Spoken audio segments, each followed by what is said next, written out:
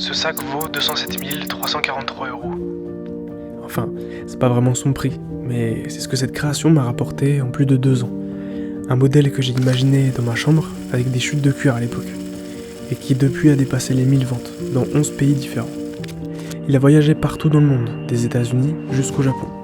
Et forcément, à un moment, j'ai eu envie de le réinventer, de l'améliorer tout en restant fidèle à son essence. Aujourd'hui, je me suis lancé un défi qui me terrifie, mais qui pourrait me faire passer à un niveau supérieur, en passant de ça à ça. Une version 2.0 qui pourrait me faire passer de 11 à 195 pays. À la base, je l'ai imaginé pour moi, un sac assez compact que je pouvais trimballer partout. Le tout premier, je l'ai fabriqué dans ma chambre. 3 chutes de cuir, une planche à découper Ikea. C'était pas parfait, mais l'idée était là. J'en ai fait 10, puis 30, puis 50.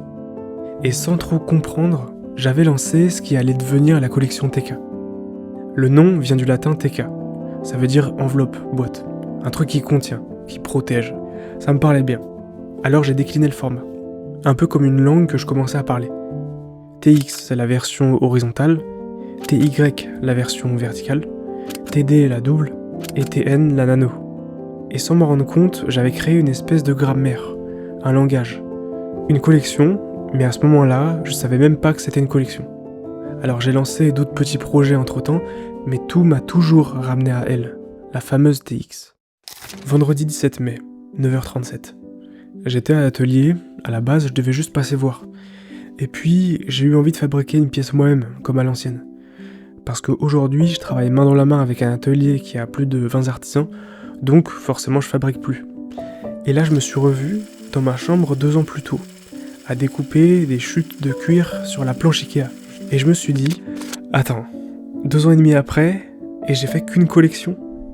Et ça m'a fait un petit choc. J'ai posé mes outils, et je me suis demandé un truc tout bête. Pourquoi j'ai sorti qu'une seule collection ? Ce qui m'a amené à la question fatidique.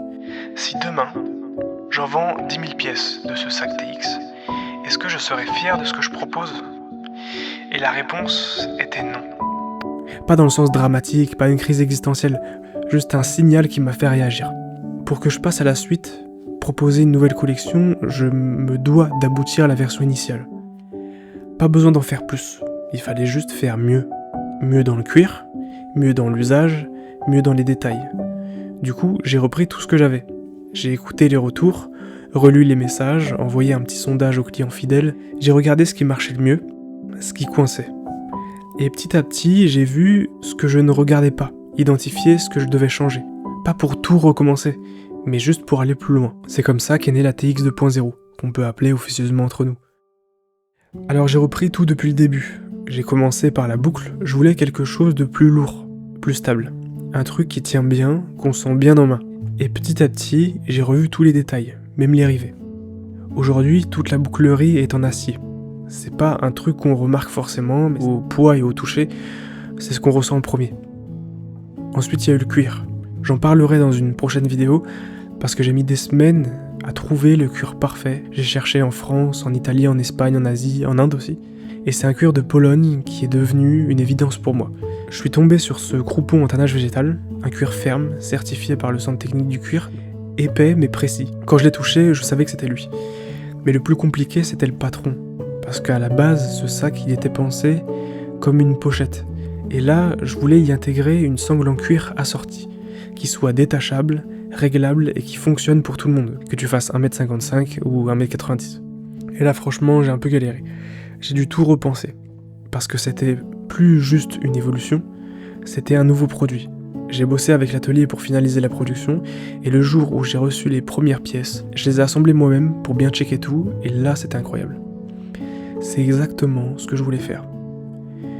Peut-être pas dès le début, mais maintenant, je peux le dire, c'est la meilleure version que je pouvais sortir aujourd'hui. Bah voilà, c'est fini, on a l'histoire parfaite, on peut s'arrêter là. Évidemment, il y a eu un problème. J'ai fait mes calculs pour voir à quel prix je pouvais le proposer, en gardant une marge qui permette de faire vivre l'entreprise. Je vais pas te faire un cours de compta, mais c'est indispensable de pas passer en dessous d'un certain pourcentage de bénéfices par pièce. Donc tout naïf, je calcule et ça me donne ce prix de vente. 315 €. Je trouve que c'est un prix correct pour l'artisanat français, fait à la main, avec un cuir utilisé par des maisons de luxe qu'on connaît, mais j'avoue que j'aimerais quand même être moins cher. Tant que je suis petit, et pour faire aussi profiter les gens qui me suivent, d'avant ou même dès maintenant, je me dois de faire le prix le plus juste possible. Alors j'ai trouvé plusieurs combines. Proposer uniquement de la fabrication sur demande, pour éviter le stock dormant qui demande une grosse avance. On tombe directement à 255€. C'est énorme, mais logique si on évite tous ces frais. Proposer plusieurs couleurs pour passer de plus grosses commandes et optimiser les approvisionnements. On passe à 245€. Bon, 10€ de différence, mais c'est quand même pas mal. Optimiser le patronage pour utiliser un maximum de surface de cuir. Et là, on descend à 195€ sans la sangle, et 225€ avec. C'est parfait. Par contre, impossible pour moi de faire des soldes avec ce calcul.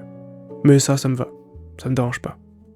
Trouver les bonnes couleurs, c'est ce qui m'a pris le plus de temps. Pas juste parce qu'il y avait trop de choix, mais parce que je voulais créer une gamme cohérente, avec assez de variété, pour que chacun s'y retrouve. Je testais la souplesse, la lumière dessus, le contraste avec les tranches. Je posais les couleurs côte à côte, puis je regardais le lendemain, pour être sûr de mes choix. Il fallait que ça fonctionne ensemble, comme une palette, mais aussi que chaque couleur ait sa propre personnalité. Certaines teintes avaient une texture parfaite, mais une couleur qui sonnait faux. D'autres avaient une couleur sublime, mais une tenue trop molle. Et petit à petit, la sélection s'est affinée. Et si je te montrais à quoi elle ressemble maintenant? Comme ça, tu vas pouvoir voir si un modèle te plaît le plus. Là, on a la TX Ruby, la TX Pétrole, TX Kaki, TX Aqua, TX Crème, TX Chocolat, TX Cobalt, TX Gris, TX Lavande, TX Noir, TX Orange, TX Plume, TX Vert Sapin et TX Lead. Ok, je vais te faire mon top 3. Donc en troisième place, la TX Grise. En deuxième, la TX Kaki. Et en premier, alors là, en premier, je pense que c'est la TX Cobalt.